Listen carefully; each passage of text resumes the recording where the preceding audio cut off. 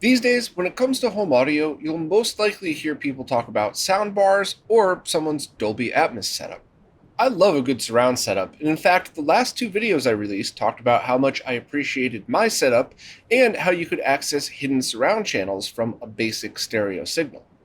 But what if I told you that after moving some speakers around in my house, I actually prefer 2.0 audio in my living room, and that based on your room and budget, you might too? Let's take a look.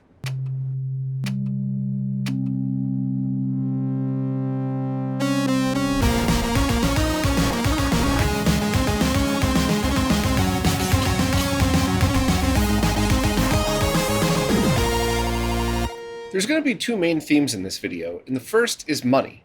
If you take about the same amount that you'd spend on 5 OK speakers, a subwoofer, and an amp, you could afford 2 awesome speakers and a really good 2-channel amp.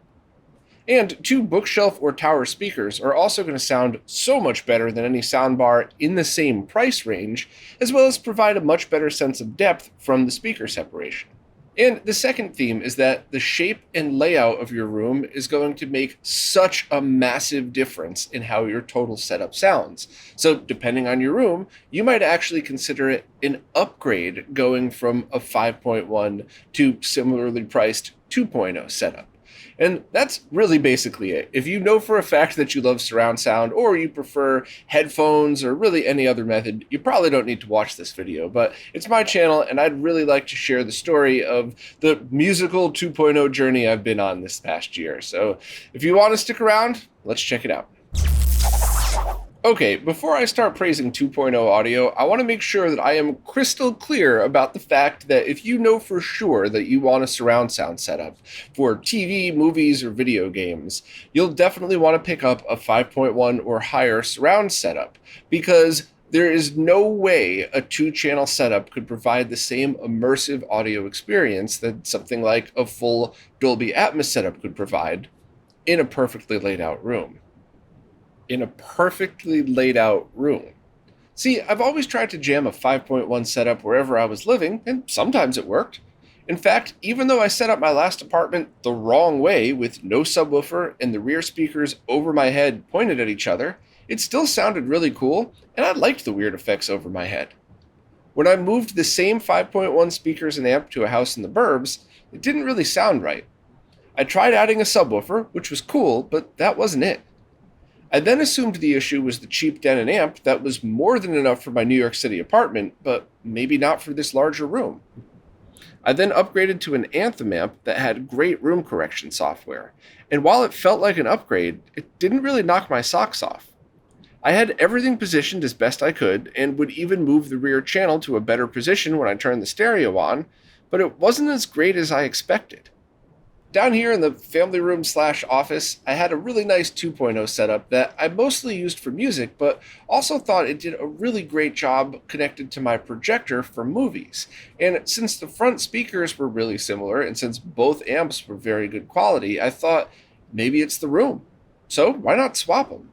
I moved the whole 5.1 setup down to the family room and connected it to the projector. And holy crap, what a difference.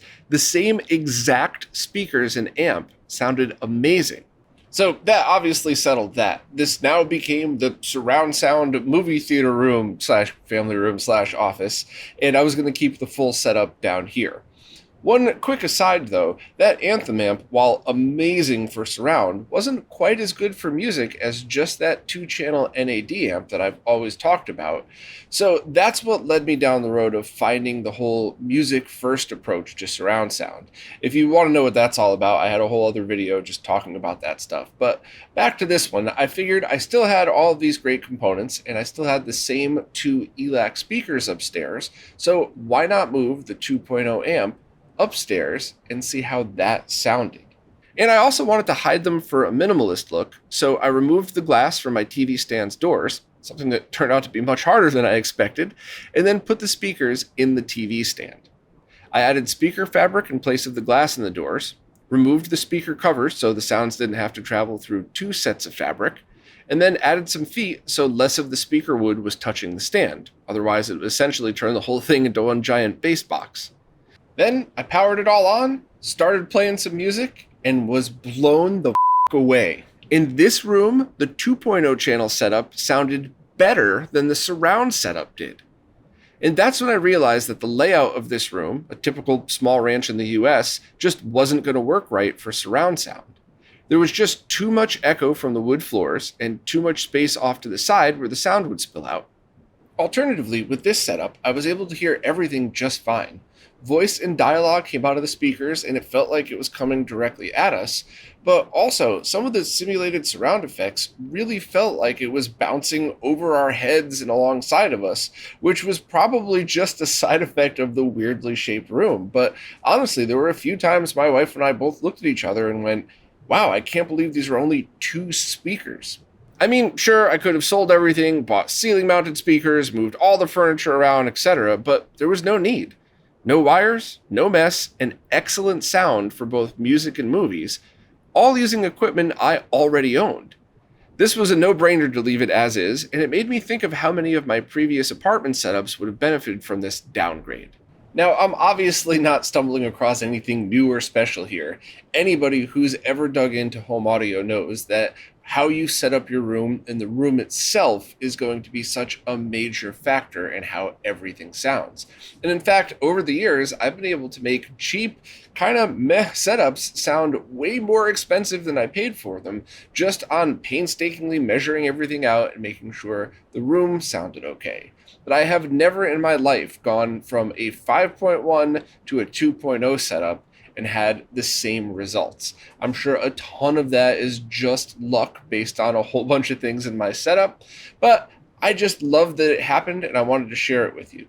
I also want to take a closer look at the setup that I have with the 2.0 amp and the speakers in the stand, because I did not think that was going to work at all. Let's start by going over the setup I just showed for my living room, the 2 ELAC speakers I put inside the TV stand. I'll admit, usually alternative speaker mounting can sound cool at first, but then you realize it's like using vivid mode on your TV. The weird effect gets old quick. This was the opposite though. It's been months and I still love how it sounds. I know I may have gotten really lucky and this is probably a bad idea in most situations, but holy crap, I'll take it because I really like the sound of this. I then have a Pioneer 2-channel amp connected to my TV via the ARC HDMI port. This all turns on automatically. When I press power on my Apple TV remote, everything comes on, the TV, amp, and streaming box. The volume button on the remote automatically controls the amp, so no need for multiple remotes. And since the Pioneer amp has AirPlay built in, I can play music right from my phone with the TV off, but when I go to watch TV, everything powers up and the amp automatically switches to the correct input. The amp isn't the best I've ever heard, but it comes with a ton of features, including a phono preamp, tons of inputs, and this even supports room correction, although I got this used and it didn't come with a mic, so I've never tried it. Regardless of the amp, I still think that having 2 bookshelf speakers set up like this, or just on stands, are going to sound so much better than any soundbar or little cube speakers you'd get in a surround in a box kit, around the same price point, of course. Unfortunately, I think this Pioneer amp was discontinued, and it's kind of hard to find reasonably priced 2-channel amps with HDMI ARC built in. I saw this Marantz amp that looked awesome, but definitely out of my budget. So if you know of any, please list them in the comments, and hey, if none exists, maybe we need to make our own. Now, if you love music, you could pick up an NAD C316B version 2 amp for the same price. That's definitely a step up in quality. I've always been blown away at how good this amp sounds, and even the built-in phono preamp is impressive considering the price. It doesn't accept digital signals though, so you'll need a digital to analog converter, or DAC, to connect it to a modern setup. There's a bunch of DAC choices out there from used do-it-yourself options, but as of today, my recommendation is the Ship Modi. It's under $200, bringing this setup to about $1,000, but its performance, both subjective tests and through MD4A analysis, have proven the Modi to be worth the money. Of course, you could spend thousands on a DAC, but I like to drive the point home that your components should match. Using a $1,000 DAC and $600 cables on a $500 amp is a waste. Now, I'm sure you're all sick of hearing me say "for the money" every time I talk about audio, but it's such an important point to make. It's not about spending as much money as you possibly can on your setup. It's about making smart decisions with the budget that you have. So that said, going the 316 route will cost more, plus you'll need multiple remotes, there's no automation, and you'll have to find another way to get music through it. I just used my Apple TV. As much as I think this setup sounds better, it's only a worthy trade-off if this is going to be the main way you listen to music. If so, you'll love it and it's worth the trouble, but if not, stick to an amp with more features like the Pioneer one that I found. As a note, I was able to get a really good deal on a used version of NAD's D3045 amp, and I was really hoping it would have the same sound as the 316, but with HDMI and ARC features. To test the amps, I played half a movie with the 316, and then switched over to the 3045. Immediately after switching over to the other amp, my wife said, completely unprovoked, the other one was a lot better. It's always great to have non-nerds validate stuff like this, and based on the sound and the unreliable ARC features, I sent the 3045 back the next day. I think now's a good time to mention white noise and your overall environment. Right now I live in a quiet house in the burbs, and it was really easy to hear the difference between each of the amps that I had tried. But I guarantee there's no way I would have been able to hear the difference between some of these when I was still in my New York City apartment, because there was just a constant stream of white noise always coming through. And that's also why I just got the cheapest base model Denon amp when I was in New York City. I still wanted decent speakers, but I couldn't crank everything up anyway because I was in an apartment with a whole bunch of neighbors around me. I just wanted to be able to hear the sound, and I knew I wasn't really going to hear that big of a difference anyway, at least not for stuff in my price point. Anyway, I've been sticking with the Pioneer ELAC setup, and it's been great. I've also noticed that many TV shows, even ones that advertise Dolby Atmos, don't necessarily sound better on my surround sound setup. Obviously, this is all going to be based on what content you're watching, but there's been plenty of times that I would watch one episode of a TV show down here on the projector with the Dolby Atmos setup, and then go upstairs to my OLED TV and 2.0 setup for the next episode in the series, and it wasn't a massive difference. And at the very least, I certainly wasn't disappointed when I switched between one setup and the other. Now, please don't misunderstand that comment. The surround sound system is definitely better. Hands down. I'm just trying to add another point of consideration for when you're planning your setup. What is the majority of the content that you're going to be watching and listening to? Because that was also the point of the other video I recently released. If most of the stuff that you listen to can be done well with 2-channel audio, maybe just start by spending your money on 2 really nice speakers and whatever amp you could get. Then possibly move on to an amp that has 2.0 channel features, but also includes outputs for Dolby Atmos surround systems. And then just add surround speakers as your budget allows. Of course, it would be nice if all the speakers matched, and while I had that down here, the theories I talked about in the other video about spending money where it matters so far has been the right choice, at least for me. There's a few other weird things I want to talk about though, so stick with me one last couple of minutes. Okay, I know we're getting way out there with this last topic, but let me paint a picture for you. Let's say you've already gotten a perfectly good surround system that does a great job for TV and movies, but they're smaller speakers and they're not quite cutting it for music or for old school video games that are predominantly 2-channel. In that case, why not have a 2.0 analog setup like I showed in my retro cart video? This is about to get weird, but stick with me. In a recent video, I showed how to build a rolling cart around a CRT in classic video games. This way you can have an authentic retro setup without building a whole room around it or dedicating a part of your room to it, then just stick it in a closet when you're done. If you're into CRTs for old TV shows, classic video games, or even just a bit of nostalgia, simply copy the setup I show there with bookshelf speakers and a good 2-channel amp. I used a few different setups like this in multiple apartments and thought it was an amazing way to experience the audio and video from old game consoles. It really changed my whole perspective on things and was part of the reason I started spending so much time on RetroRGB.com. But even if you don't care about video at all, maybe just swap the CRT for a good record player and copy the rest of the setup. You could have yourself a great sounding 2-channel setup with a record player, cassette player, CD player, and whatever else you feel like connecting.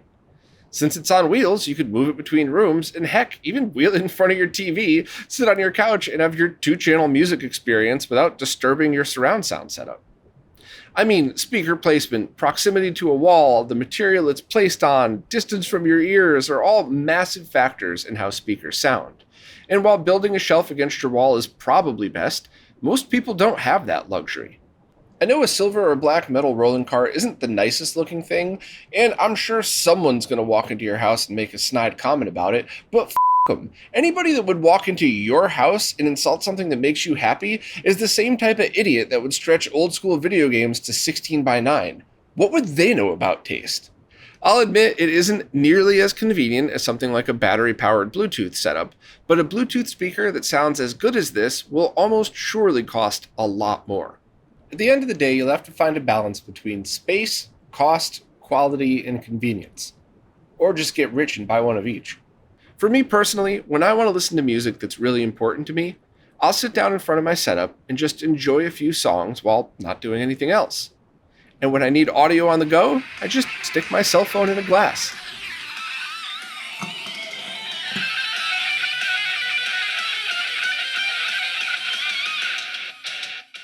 I'm sure many of you are laughing at me right now, but it's completely free and also proof that I'm not an audio snob. It's just that when it comes to music and audio, I want to spend my money on quality and try my best to get convenience for free, or beer free. Okay, a quick recap. Your room, environment, and the content that you're looking to consume should really determine what your audio setup is, or should at least start out being. And as I've shown a couple examples here, there's a good chance that depending on all of those factors, just sticking with 2 speakers and a decent amp is the right answer for you. Or heck, maybe you think I just wasted your time and you'll stick with your soundbar. That's fine, and there's absolutely a scenario where a soundbar is a better fit for a room than 2 speakers. Just be realistic that you're paying for aesthetics and convenience, not quality, at least when you're talking in the same price point. And hey, I'm not completely knocking soundbars here, only ones that are comparatively speaking to the same price point of other solutions. I've seen many people over the years find some super sale or some clearance on a very expensive soundbar for half price, and it's a totally great solution. And I've also seen people just get the cheapest $75 one to replace their blown out TV speakers and to hold them off until they could get something better. And all of that is totally fine. Regardless of your choice of home audio, I hope I was able to open your mind a bit and remind you that an old school 2-speaker setup with a great amp will always be a good option. Even if you're weird like me and wheel your audio over to you. Well, that's it for this time. If you liked what you saw here, please consider supporting the channel in any way possible. Like, subscribe, and consider monthly support services, as those are the main reason that I'm able to do these videos and review these products with no bias from any sponsors or anything like that. If you're not in the position to support monthly, you could use affiliate links to buy the same exact stuff you were going to buy anyway for the same price from Amazon and eBay, just by clicking through the links on the website and giving us a cut through those affiliate links. Either way, thank you so much for your time, and I'll see you next time.